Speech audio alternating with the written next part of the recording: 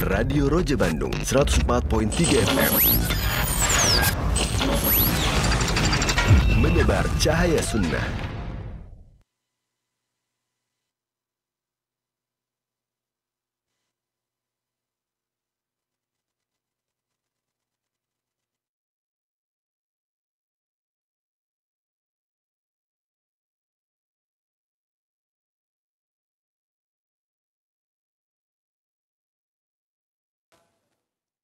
Assalamualaikum warahmatullahi wabarakatuh.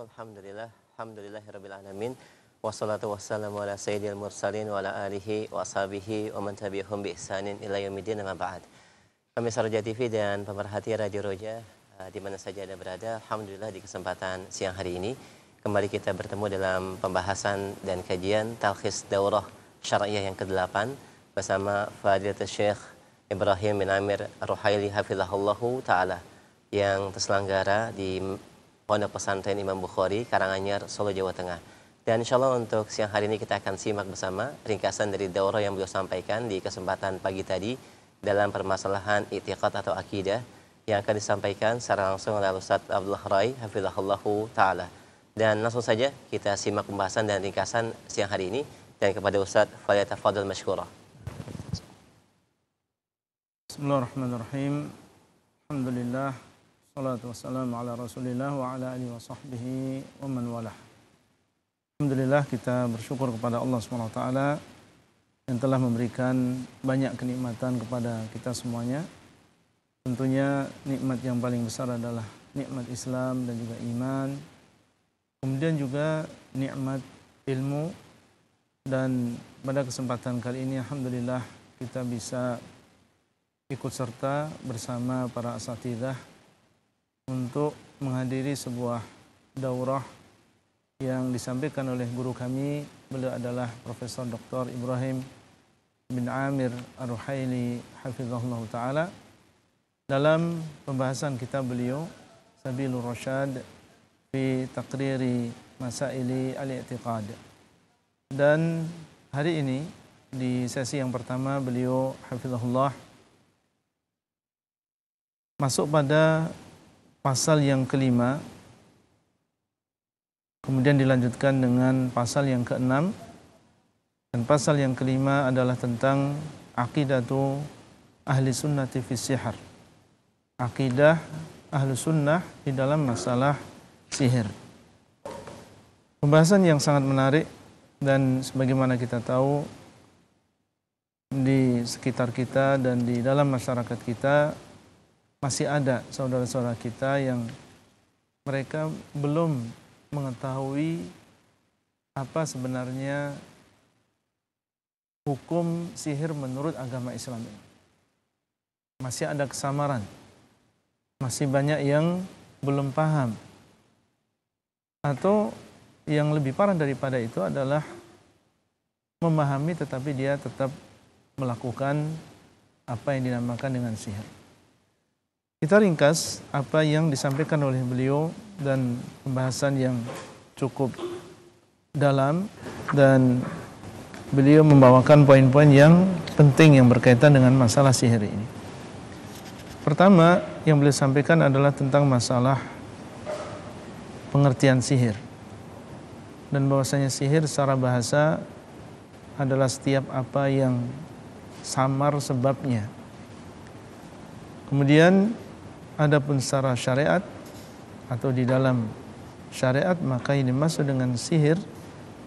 Ini adalah bacaan-bacaan, jimat-jimat, simpul-simpul yang dia memiliki pengaruh dengan izin Allah pada badan manusia, hati manusia, akal manusia, kemudian bisa menjadikan sakit, bisa menjadikan terbunuh, bisa memisahkan antara seorang suami dengan istrinya, bisa menjadikan seseorang merasa melakukan sesuatu padahal dia belum melakukan sesuatu tersebut. Kemudian beliau hafizahullah juga menyebutkan tentang adanya sebagian orang yang mereka memandang bahwa sihir itu tidak ada hakikatnya. Dan ini tentunya menyelisih dalil. Ahlus Sunnah wal Jamaah berdasarkan dalil dari Al-Quran dan juga hadis Nabi SAW berakidah, berkeyakinan bahwasanya yang namanya sihir itu adalah sesuatu yang memiliki hakikat. Dia bisa mempengaruhi dengan izin Allah, bisa menjadikan sakit, bisa membunuh, bisa menjadikan seseorang cinta atau seorang membenci dan seterusnya.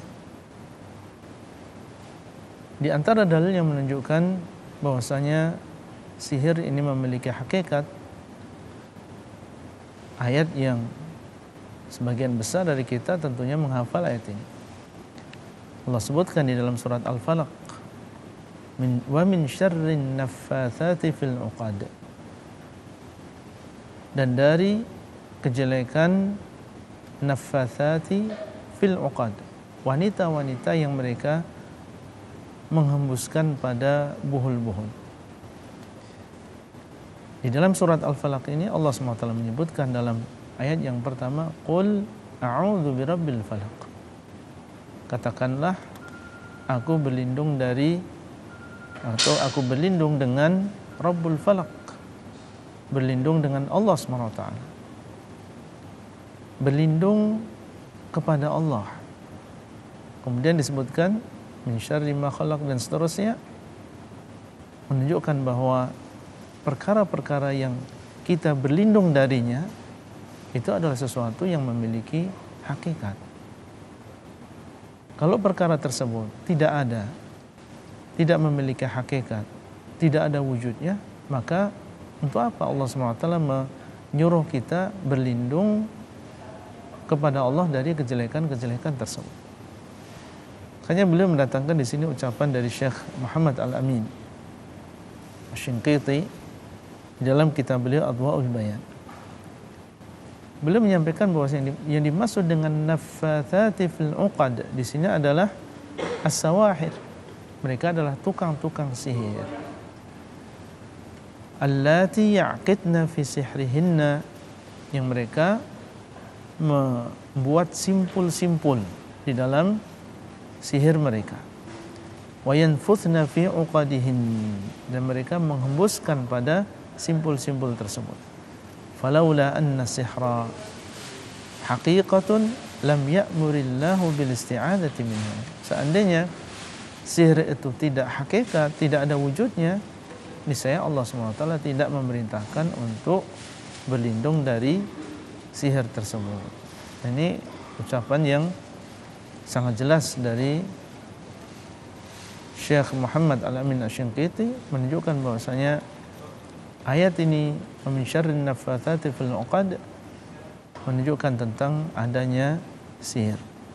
Dan ucapan yang serupa juga dinukil dari Ibnu Qayyim rahimahullah. Beliau mengatakan wa qad dalla qawluhu wa min syarrin naffatsati fil 'uqad wa haditsu Aisyah al-madhkuru ala ta'thir as-sihri wa anna lahu haqiqah. Firman Allah Azza wa Jalla, wa min syarrin naffatsati fil 'uqad, itu menunjukkan tentang bahwasanya sihir ini memiliki pengaruh, dan bahwasanya sihir ini memiliki hakikat. Dan ini juga ditunjukkan oleh hadis Aisyah radhiyallahu taala anha. Beliau membawakan di sini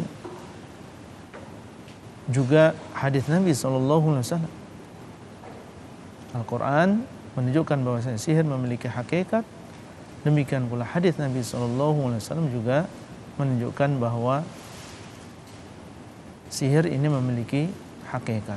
Beliau mendatangkan hadis Aisyah. Hadis Aisyah yang wallahu alam di sini tadi isyaratkan oleh Ibnu Qayyim, yang diriwayatkan oleh Al-Imam Al-Bukhari dan juga Muslim dalam sahihnya.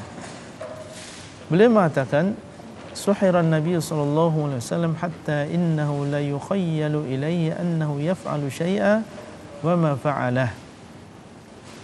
Nabi sallallahu alaihi wasallam disihir sampai dijadikan beliau membayangkan sesuatu, sudah melakukan sesuatu padahal belum melakukan sesuatu tersebut. Hadisnya sahih, diriwayatkan oleh Bukhari dan juga Muslim. Di sini disebutkan suhira, Nabi SAW disihir. Ini menunjukkan bahwasanya sihir itu ada dan dia memiliki hakikat. Adapun orang-orang yang mengatakan bahwasanya sihir ini tidak ada dan bahwasanya itu adalah tidak ada hakikatnya dan bahwasanya ini hanyalah sekedar tipuan mata saja, maka ini adalah ucapan yang tidak benar dan ini adalah pendapat sebagian ahlul kalam dari kalangan Mu'tazilah dan selain mereka. Dalil menunjukkan bahwasanya sihir itu adalah sesuatu yang ada dan dia memiliki hakikat. Kemudian yang boleh sebutkan di sini diantaranya adalah jenis-jenis sihir. Jenis-jenis sihir. Dan banyak disebutkan oleh para ulama tentang jenis-jenis sihir ini. Dan yang paling masyhur di antara pembagian-pembagian sihir adalah apa yang disebutkan oleh Al-Fakhrur Razi, di mana beliau menyebutkan 8 jenis sihir. Dan ternyata pembagian beliau ini juga dipegang oleh ulama Ahlus Sunnah wal Jamaah seperti Ibnu Katsir, kemudian juga At-Tahanawi, kemudian juga Al-Alama Asy-Shinqiti dalam Adwa'ul Bayan. Mereka juga mengikuti pembagian Al-Fakhrur Razi di dalam permasalahan ini. Kemudian Syekh menyebutkan 8 jenis tersebut, dan di antara jenis yang beliau sebutkan di sini adalah sihir yang dahulu dilakukan oleh kaumnya Nabi Ibrahim alaihissalam, di mana mereka adalah tukang-tukang sihir yang menyembah bintang dan mereka meyakini bahwasanya bintang tersebut itulah yang mengatur alam semesta ini, dan darinya lah keluar seluruh kebaikan, kejelekan, kebahagiaan, kesengsaraan. Maka ini satu jenis sihir. Kemudian di sana ada jenis sihir yang lain, yaitu isti'anah dengan jin, yang mereka ini terbagi menjadi jin yang mukmin dan ada jin yang kafir. Dan jin yang kafir mereka lah asyayatin. Kemudian di sana ada sihir yang bentuknya adalah sihir mata. Sihir mata. Dia tidak menggunakan jin, tapi dia menggunakan kecepatan tangan yang menjadikan seseorang membayangkan sesuatu yang sebenarnya tidak terjadi. Kemudian juga di antara yang boleh disebutkan di sini adalah sihir yang berupa penggunaan obat-obatannya. Meminum obat tertentu atau ramuan-ramuan tertentu sehingga menjadikan seseorang hilang akalnya atau menjadi terlihat linglung dan seterusnya. Maka ini juga disebutkan merupakan bagian dari jenis sihir tersebut. Di sana ada 8 yang disebutkan oleh Fakhrur Razi, kemudian juga diikuti oleh Ibnu Katsir dan juga Syekh Muhammad Al-Amin Asy-Shinqiti rahimahullah. Nah, kemudian setelahnya beliau menyebutkan tentang hukumnya. Sekarang apa sebenarnya hukum dari sihir itu sendiri? Secara singkat, kalau misalnya sihir tersebut adalah dengan isti'anah, meminta pertolongan kepada jin, kemudian atau dengan cara meminta pertolongan kepada bintang, kemudian mempersembahkan sesuatu kepada mereka, mengagungkan mereka, maka jelas ini adalah sesuatu yang kufur, mengeluarkan seseorang dari agama Islam. Allah SWT mengatakan, wa ma kafara Sulaimanu walakinna syayatina kafaru yu'allimuna an-nasa sihra. Dan Sulaiman tidak kufur, akan tapi setan-setan mereka lah yang kufur. Mereka mengajarkan kepada manusia sihir. Dan Nabi SAW mengatakan, ijtanibus sab'al mubiqat, hendaklah kalian menjauhi 7 perkara yang membinasakan. Qalu ya Rasulullah, wa ma hunna? Mereka bertanya, wahai Rasulullah, apa 7 perkara tersebut? Qala asyirku billah was-sihr ila akhiril hadits. Beliau menyebutkan di antaranya adalah syirik kepada Allah dan juga sihir, sampai beliau menyebutkan 7 perkara. Ini semuanya menunjukkan tentang hukum sihir, dan bahwasanya sihir apabila di situ ada isti'anah dengan jin, dan kita tahu bahwasanya isti'anah hanyalah kepada Allah SWT. Idza sa'alta fas'alillah wa idza ista'anta fasta'in billah. Kalau kamu meminta, minta kepada Allah. Kalau kamu isti'anah, maka isti'anah kepada Allah SWT. Maka jelas bahwasanya amalan sihir ini adalah sesuatu yang mengeluarkan seseorang dari agama Islam apabila sihir tersebut adalah dengan menyembah kepada syaitan, menyembah kepada jin.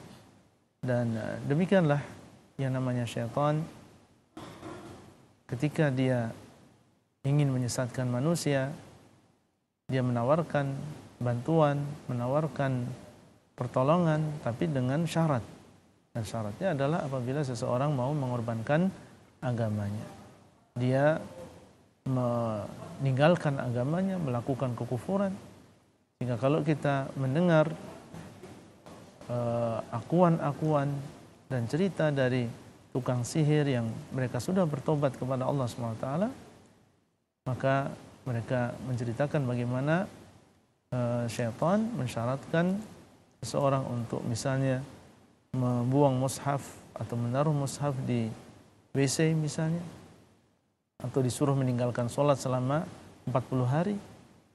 Dan tujuannya satu, seorang rela untuk meninggalkan agamanya. Kalau sudah meninggalkan agamanya, melakukan kekufuran, barulah akan dibantu oleh syaitan di dalam sihirnya. Adapun jenis yang kedua, yaitu dengan obat-obatan, maka dengan obat-obatan tadi seorang mensihir badan seseorang atau akal seseorang dan yang sebagainya, maka dan tidak mengandung di situ kesyirikan dan juga kekufuran, maka ini adalah sesuatu yang haram. Sesuatu yang haram, tidak sampai kepada kekufuran, tidak sampai mengeluarkan seorang dari agama Islam, karena di sini ada kezaliman bagi orang lain dan kita dilarang untuk menzalimi orang lain. Kemudian beliau juga menyebutkan di dalam pembahasan ini tentang bagaimana hukuman bagi seorang tukang sihir. Di sana ada 2 pendapat yang beliau sebutkan. Ada yang mengatakan bahwasanya tukang sihir ini dibunuh. Ini adalah pendapat Umar bin Khattab, Utsman bin Affan, dan kita tahu keduanya adalah Khulafaur Rasyidin. Kemudian juga di sana ada Abdullah bin Umar dan Hafsah dan lain sebagainya. Bahkan Umar bin Abdul Aziz juga termasuk yang berpendapat bahwasanya tukang sihir ini dibunuh. Nah, di antara dalil mereka adalah sabda Nabi SAW, haddu sahiri darbatun bisayf. Hukuman bagi seorang tukang sihir adalah dipenggal lehernya. Dipenggal lehernya. Ini jelas menunjukkan tentang hukuman bagi seorang tukang sihir, dan ini umum. Ya, umum. Apakah sihirnya tadi adalah termasuk jenis yang mengeluarkan seseorang dari agama Islam, atau sihirnya tersebut tidak mengeluarkan seseorang dari agama Islam. Kemudian pendapat yang kedua bahwasanya kalau sihirnya itu adalah sihir yang mengeluarkan dari agama Islam, maka dibunuh. Tapi kalau sihirnya tidak sampai mengeluarkan seseorang dari agama Islam, maka tidak dibunuh. Ini adalah pendapat Al-Imam Asy-Syafi'i dan Zahiriyah, kemudian dinisbahkan kepada Ummul Mukminin Aisyah radhiyallahu taala anha.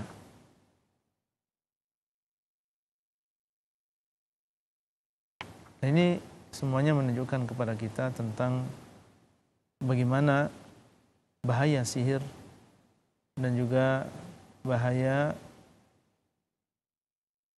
tukang sihir yang mengharuskan kita semuanya waspada. Dan masih banyak saudara-saudara kita yang mereka masih belum mengetahui tentang hukum dari sihir dan akibat yang sangat dahsyat bagi seorang tukang sihir. Semoga Allah SWT menjaga kita semuanya dari perbuatan ini. Nah, kemudian beliau melanjutkan pada pasal yang ke-6, yaitu tentang aqidatu ahli sunnati fit tanjim. Aqidah ahli sunnah di dalam masalah tanjim. Tanjim ini adalah ilmu nujum. Ini juga perbuatan yang banyak tersebar di sekitar kita, dan beliau di sini juga membahas dengan pembahasan yang luar biasa, singkat akan tetapi poin-poinnya adalah poin-poin yang memang sangat penting. Di antara yang beliau sebutkan tentang masalah ilmu nujum adalah tentang pengertiannya. Ilmu nujum, tanjim ini berasal dari kata najjama. Najjama yunajjimu tanjiman. Ya, dan an-najm artinya adalah bintang. An-najm artinya adalah bintang. Adapun secara istilah di dalam agama ini, maka ini dimaksud dengan ilmu nujum ini adalah berdalil dengan apa yang terjadi di atas, yaitu di angkasa berupa bintang-bintang, untuk menunjukkan apa atau peristiwa-peristiwa yang terjadi di bumi. Dan bahwasanya apa yang akan terjadi di masa yang akan datang itu bisa diketahui dengan mengetahui perjalanan bintang, perkumpulan bintang, dan bahwasanya itu semuanya bisa mempengaruhi kejadian-kejadian dan juga peristiwa-peristiwa yang ada di bumi ini.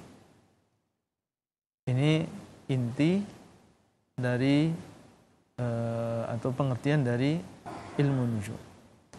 Kemudian beliau menyebutkan bahwasanya ilmu nujum ini terbagi menjadi dua jenis.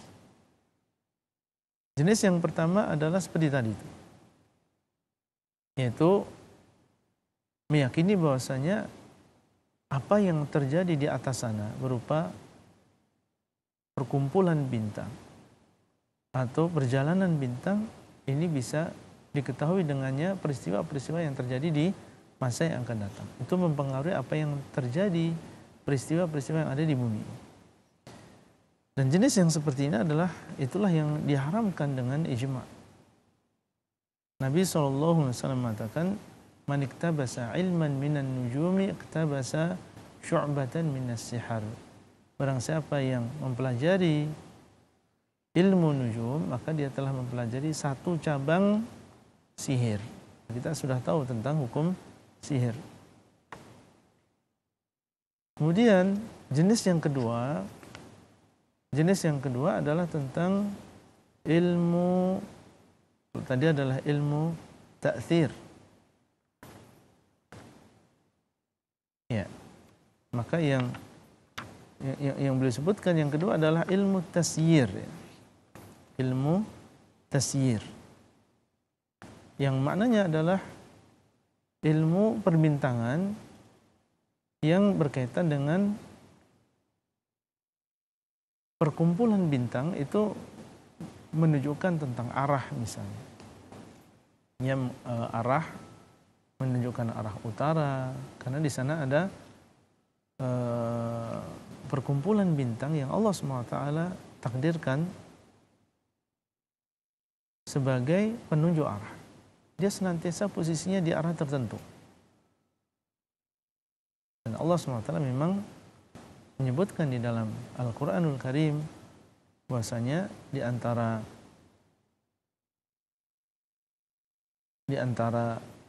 hikmah Allah SWT menciptakan bintang adalah untuk alamat wa alamatin,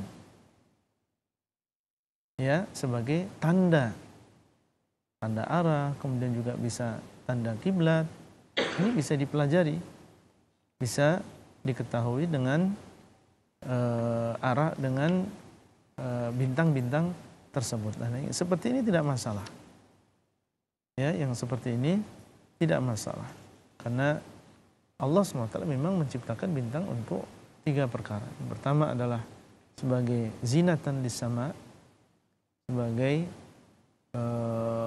perhiasan bagi langit. Kemudian yang kedua adalah sebagai rujuman lisyayatin, sebagai lemparan untuk setan-setan. Kemudian yang ketiga adalah alamatin yuhtada biha.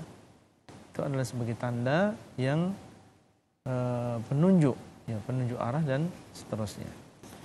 Kemudian di antara yang beliau sebutkan di sini, di dalam masalah ilmu nujum ini, beliau menyebutkan tentang masalah bolehkah seseorang mengatakan mutirna fi nau'i kadza. Seandainya seorang mengatakan kita diberi hujan di dalam bintang ini, misalnya, memakai kata fi di sini.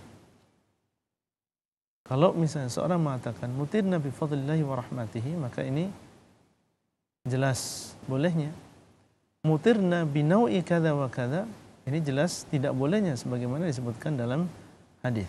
Mengatakan kita diberi mendapatkan hujan dengan sebab, ya, dengan sebab bintang-bintang tersebut. Ini nggak ada hubungannya antara turunnya hujan dengan bintang-bintang tersebut. Kalau dia meyakini bahwa bintang tadi yang menurunkan hujan, ini tentunya adalah sebuah kesyirikan yang besar. Tapi sekarang kalau bukan menggunakan bi, tapi mengatakan fi nau'i kadza, turun hujan di dalam bintang ini, maka beliau menyebutkan di sini, seandainya dia meyakini bahwasanya bintang tersebut yang melakukan, yang memberikan pengaruh, dan bahwasanya bintang-bintang tersebut yang memberikan pengaruh terhadap peristiwa-peristiwa yang terjadi di bumi, kemudian mereka menyembah bintang-bintang tersebut, mendekatkan diri kepada bintang-bintang tersebut dengan doa, dengan sujud dan seterusnya, maka jelas kata beliau di sini wa hadza kufrun bi ijma'i al-muslimin. Maka ini adalah kekufuran dengan ijma' kaum muslimin. Nah, akan tapi kalau misalnya yang dimaksud adalah dengan gerakan bintang, kumpulnya bintang, berpisahnya bintang, terbitnya bintang, tenggelamnya bintang, maka beliau sebutkan di sini, dan beliau menyebutkan di sini ucapan dari Al-Khattabi, kemudian juga ucapan dari Al-Baghawi. Nah, kita sebutkan di sini ucapan atau ringkasan dari ucapan Al-Khattabi bahwasanya ilmu nujum yang dilarang adalah apa yang dilakukan oleh ahlut tanjim. Ahlut tanjim yaitu orang-orang yang ahli nujum, ya, yang mereka meyakini bahwasanya perkumpulan bintang, pergerakan bintang ini mempengaruhi peristiwa-peristiwa yang ada di bumi. Ini yang dilarang. Adapun ilmu tasyir yang tadi kita sebutkan, maka ini adalah jenis yang kedua dan ini adalah suatu yang tidak masalah.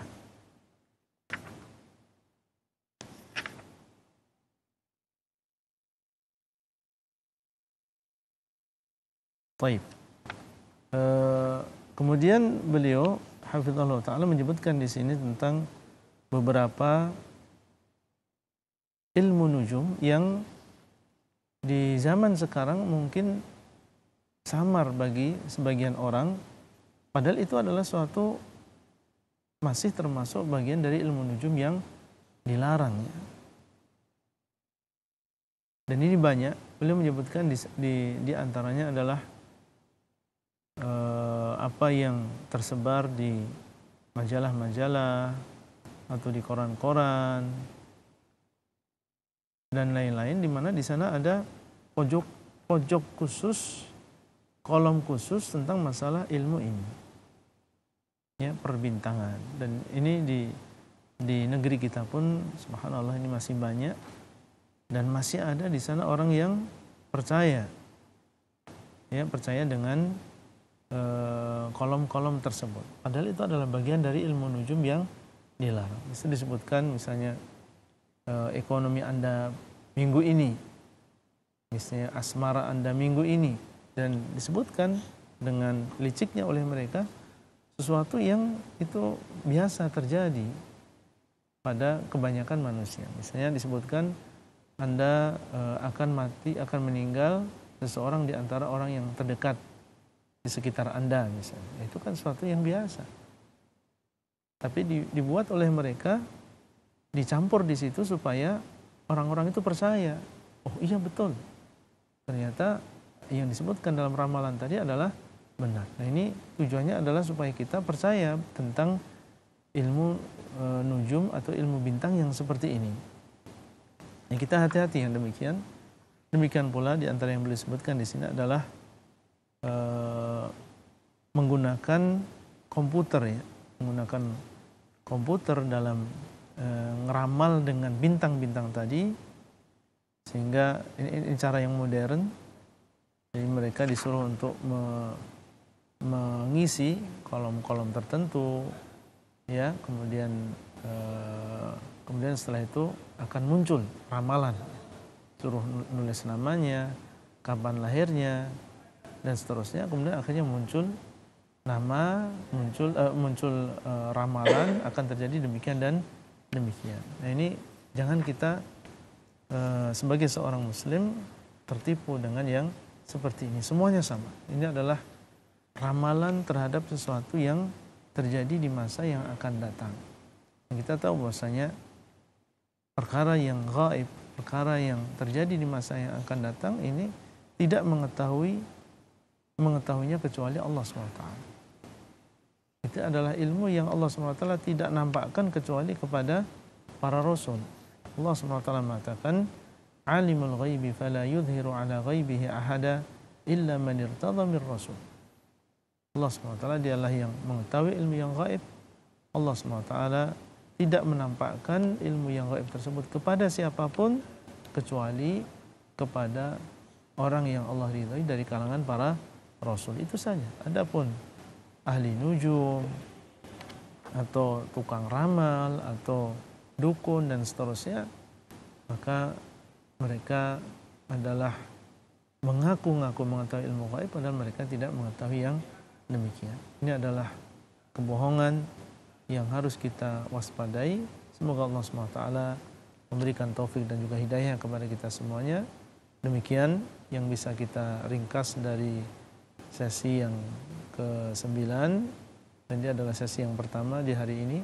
Semoga bermanfaat. Wassallallahu ala nabiyina Muhammadin wa ala alihi wa sahbihi ajma'in.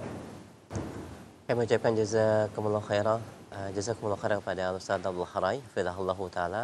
Alhamdulillah yang telah memberikan sejumlah faidah dan ringkasan dari daurah syariah yang diselenggarakan tadi pagi hingga menjelang siang, yang berkaitan secara khusus terkait dengan sihir dan juga bentuk-bentuk sihir yang banyak dipraktikkan di masyarakat. Semoga ini menjadi informasi dan pengetahuan yang bermanfaat tentunya dalam masalah akidah. Dan semoga Allah memberikan taufik dan hidayah bagi kita untuk memahami dan juga bisa membentengi diri dan keluarga dari berbagai macam bentuk kesyirikan dan penyimpangan dalam masalah akidah. Demikian pemirsa dan pemerhati roja ringkasan daurah di kesempatan hari ini, dan semoga bermanfaat. Insyaallah kita akan hadirkan kembali pada sesi berikutnya ringkasan daurah bersama Fadilat Syekh Ibrahim bin Amir Ar-Ruhaili hafizahullahu taala. Demikian dan kurang lebihnya kami mohon maaf. Undur diri dari Pondok Pesantren Mahad Imam Bukhari Karanganyar Solo, dan kami akhir dengan kafaratul majlis. Subhanakallahumma wa bihamdik asyhadu an la ilaha illa anta astaghfiruka wa atubu ilaik. Assalamualaikum warahmatullahi wabarakatuh.